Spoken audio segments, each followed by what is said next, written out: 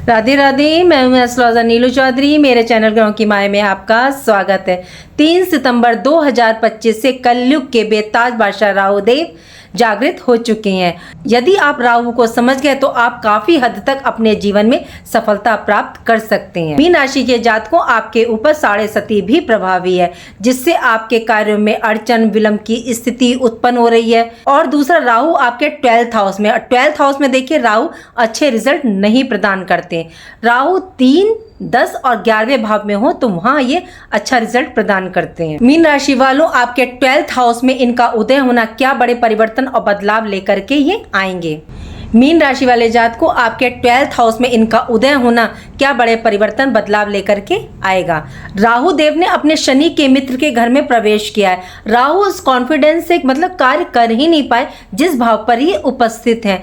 कलयुग के राजा ये इसलिए कहे जाते हैं क्योंकि ये मेटेरियलिज्म, भ्रम, छल, सांसारिक इच्छाओं का प्रतीक है। कई राशियों के लिए देखिए शुभ फल प्रदान करते हैं और कई राशियों को ये आसमान से नीचे जमीन पर ला देते हैं। इन्हें तूफान वैसे ही नहीं कहा जाता। कलयुग के बादशाह 3 सितंबर से 16 महीने के लिए 5 दिसंबर 2026 तक उदित अवस्था में ये रहने वाले हैं। ये आपके लिए क्या परिवर्तन बदलाव लेकर के आएंगे, चलिए जानते हैं। और आपको कहाँ कहाँ सावधानी रखनी है इसका भी ध्यान रखिएगा। ये तारीख याद कीजिए, 18 मई सन 2025 को राहु देव अपने शत्रु गुरु की राशि को छोड़ करके अपने मित्र शनि के घर में इन्होंने प्रवेश किया। जैसे ही इन्होंने प्रवेश किया ये 30 डिग्री से क्रमशः नीचे आते चले गए और अभी तक ये 24 डिग्री पर थे। एस्ट्रोलॉजी में देखिए इसे मृत अवस्था बोली जाती है। मीन्स ग्रह अपनी पोजीशन में तो अवस्था में तो होता है, लेकिन उसको जो रिजल्ट देना होता है वह नहीं दे पाता, मतलब वह बलहीन हो जाता है। राहु देव जब मीन राशि में गोचर कर रहे थे आपके 1st हाउस में, आपके लगन पर, तो आपको इनके काफी नेगेटिव रिजल्ट देखने को मिले। आपको अपनी लाइफ में ऑब्स्टिकल, रिश्तों में अनबन, जितनी मेहनत का आप कर रहे थे उसका रिजल्ट आपको प्राप्त नहीं हो रहा था। कैरियर में काफी अप एंड डाउन देखने को मिला। लेकिन जैसे ही इन्होंने 18 मई सन 2025 को कुंभ राशि में प्रवेश किया, यहाँ इनकी डिग्री 30 डिग्री रही, मतलब ये बलहीन रहे।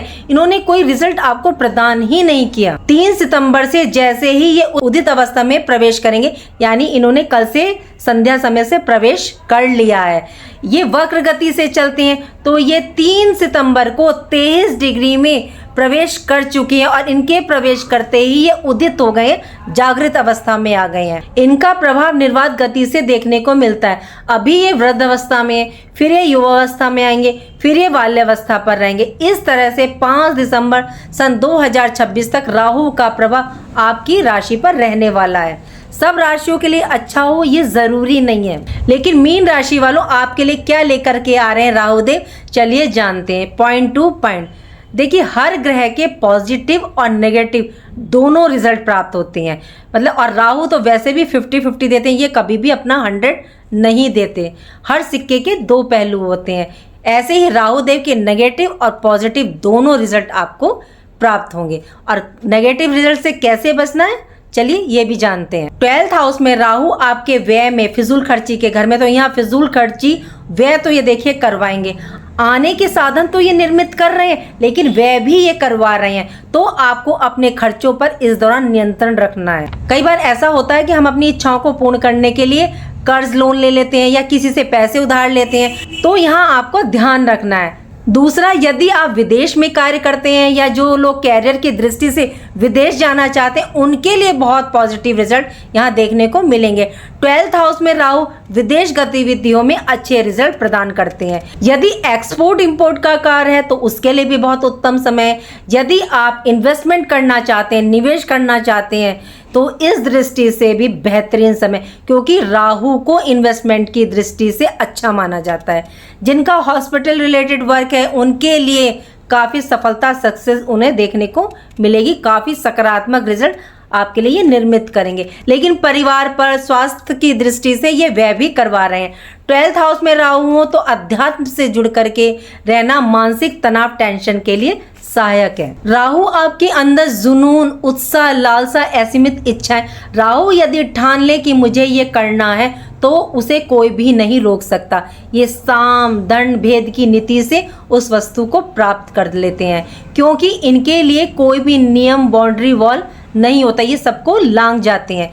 राहु जिस भाव में बैठते हैं उस भाव से ज़्यादा इनकी दृष्टियां महत्वपूर्ण होती हैं। इनकी 3 दृष्टियां होती हैं, 5, 7 और 9। ये दृष्टियां गुरु बृहस्पति की तरह मानी जाती हैं, लेकिन राहु की दृष्टियां भी देखिए वक्री होती हैं।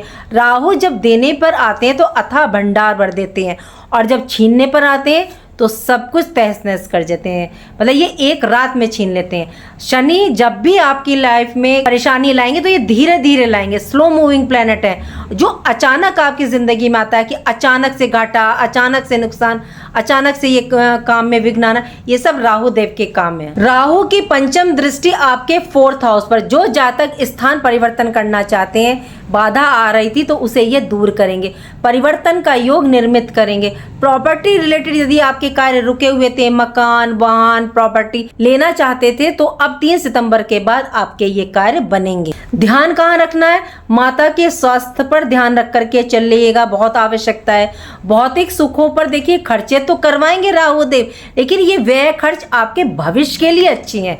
अब आप जब कोई मकान, प्रॉपर्टी में पैसा लगाएंगे तो आने वाले समय में तो अच्छा ही, अगर कभी आप उसे बेचना चाह रहे हैं तो अच्छा ही है, या कुछ गोल्ड ले रहे हैं वहाँ इन्वेस्ट कर रहे हैं तो आगे गोल्ड की कीमत तो बढ़ ही रही है, तो इन्वेस्ट करवा, मतलब खर्च भी करवा रहे हैं, व्यय भी करवा रहे हैं, तो ये भविष्य के लिए अच्छे हैं। जनता का भाव है तो जनता से आपको यश, मान, सम्मान में वृद्धि देखने को मिलेगी।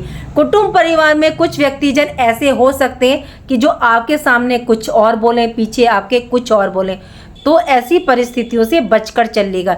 देखिए यहाँ बहुत संभलने की जरूरत है। तो राहु देव आपको यही ज्ञान करवा रहे हैं कि उन व्यक्ति को पहचानो, समझो कि वो आपको कहाँ नुकसान दे रहे हैं।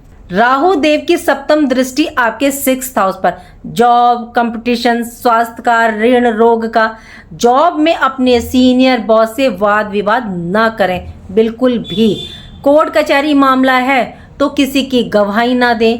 कर्ज लेने से बचें इस दौरान, जरूरत है तो लीजिए, नहीं तो अवॉइड कीजिएगा। जॉब में, वर्क प्लेस पर कोई शत्रु है, गुप्त शत्रु है, जो आप कार्य कर रहे हैं, आपकी मेहनत का फल आपको नहीं प्राप्त हो रहा है, या कोई लेग पुलिंग कर रहा है, तो इससे आपको बचाने का कार्य करेंगे राहु देव। आपके गुप्त शत्रु को समाप्त करेंगे और आपके कार्य के लिए, आपके लिए लाभ निर्मित करेंगे। मीन राशि के जातक, आप पर देखिए शनि का दूसरा चरण प्रभावी है, और शनि वैसे भी स्लो मूविंग प्लेनेट है। अभी आपके कार्यों में जो रिजल्ट देखने को मिल रहा होगा ना, बहुत स्लो मिल रहा होगा देखने के लिए, बहुत धीमी गति है। यदि आप ध्यान रखकर सावधानी से चलेंगे तो आपके लिए, आपके कार्यों के लक्ष्य को ये निर्मित करेंगे राहु देव। अब देखिए राहु देव की दृष्टि जिन जिन भावों पर पड़ रही है तो उन कार्यों में अब ये तेजी लाएंगे। राहु की 9वीं दृष्टि आपके 8th हाउस पर। 8th हाउस अचानक परिवर्तन का, चेंजिंग का। 8th हाउस में देखिए 7 नंबर की राशि है, जिसके स्वामी शुक्र देव है, शुक्राचार्य, और ये राक्षसों के गुरु हैं, और राहु भी राक्षस है, शुक्राचार्य इनके गुरु हैं। अपने गुरु के भाव पर राहु की दृष्टि, ये एक अच्छी स्थिति बन रही है। गुण विद्याओं, ऑब्स्टिकल, रिसर्च के लिए काफी अच्छा समय है। ससुराल पक्ष के लिए आपके लिए एक अच्छी स्थिति ये निर्मित कर रहे हैं। आपकी लाइफ में जो बाधा, रुकावट, परेशानी देखने को मिल रही थी, वहां राहु देव आपको बाहर निकालने के लिए रास्ते निर्मित कर रहे हैं। ये था सिक्के का एक पहलू। चलिए जानते हैं सिक्के के दूसरे पहलू को, जहां आपको बच करके चलना है, थोड़ी सी सावधानी रखनी। राहु कोई समस्या ना उत्पन्न करें, हम अपनी मंजिल तक पहुंच जाएं, तो क्या करना है? ये आपको कंफ्यूज करते हैं। इस भ्रम से बाहर निकलकर अपनी पॉजिटिव एनर्जी को बढ़ाते हुए हमें अपने लक्ष्य पर फोकस करना है। जैसे राहु के पास एक विजन था ना कि अमृत पान करना है तो करना है, अपनी मंजिल को प्राप्त करने का, उस पर फोकस बना करके रखने का। ठीक वैसे ही 3 सितंबर से 5 दिसंबर 2026 तक आपको अपना विजन क्लियर होना चाहिए, अपने टारगेट को अचीव करने का। राहु क्या भ्रम और भय की स्थिति को उत्पन्न करते हैं। ये मतलब लालच, शॉर्टकट रास्ता मतलब दिखाते हैं कार्य करने का। शॉर्टकट लालच से आपको देखिए बचकर रहना, दूर रहना। राहु के पॉजिटिव रिजल्ट फिर आपको प्राप्त होंगे, क्योंकि राहु आपके लिए कई रास्ते निर्मित करेंगे। टेस्ट लेंगे कि आप कौन सा रास्ता चुनेंगे, क्योंकि ये छलिया ग्रह है, उसी के अनुसार इनके रिजल्ट आपको प्राप्त होंगे। कोई भी व्यक्ति देखिए एक रात में अमीर नहीं होता, उसके पीछे उसकी मेहनत होती है जो कि दिखती नहीं है। यदि इनके दिखाए गए रास्तों में से आप सही रास्ते का चयन करते हैं तो ये राहुदेव आपको काफी ऊंचाई तक ले जाने का कार्य करेंगे और आप ये स्वयं देखेंगे। देखिए, ये यूनिवर्स गोचर है। राहुदेव की पोजीशन आपकी पर्सनल हॉरोस्कोप में क्या है ये जानना बहुत जरूरी है। देखिए, आपको अपनी पर्सनल हॉरोस्कोप चेक करवाने की जरूरत नहीं है, आप स्वयं भी चेक कर सकते हैं। यदि राहुदेव आपके छठे भाव में, आठवें भाव में, 12वें भाव में, देखिए स्क्रीन पर शो हो रहा है, आप देखते रहिए। यदि इन भावों में बैठे 6, 8, 12 में, तो आपको यहाँ उपाय करके चलने पड़ेंगे। तो ये यहाँ नीच रिजल्ट प्रदान करते हैं। 12th हाउस में राहु कहाँ अच्छा रिजल्ट देते हैं? यदि आपका विदेश रिलेटेड कार्य है या आप विदेश में रहते हैं, विदेश से रिलेटेड आपका कार्य है, तो विदेश संबंधी गतिविधियों में ये आपको अच्छा रिजल्ट प्रदान करेंगे। अब दूसरी बात, राहु अपनी उच्च राशि कुंभ राशि में गोचर कर रहे हैं, तो अब आप शनि की पोजीशन को भी चेक करें कि शनि तो कहीं 6, 8, 12 में नहीं है। शनि 6, 8, 12 में देखिए नहीं होने चाहिए, तब राहु के आपको बहुत अच्छे रिजल्ट देखने को मिलेंगे।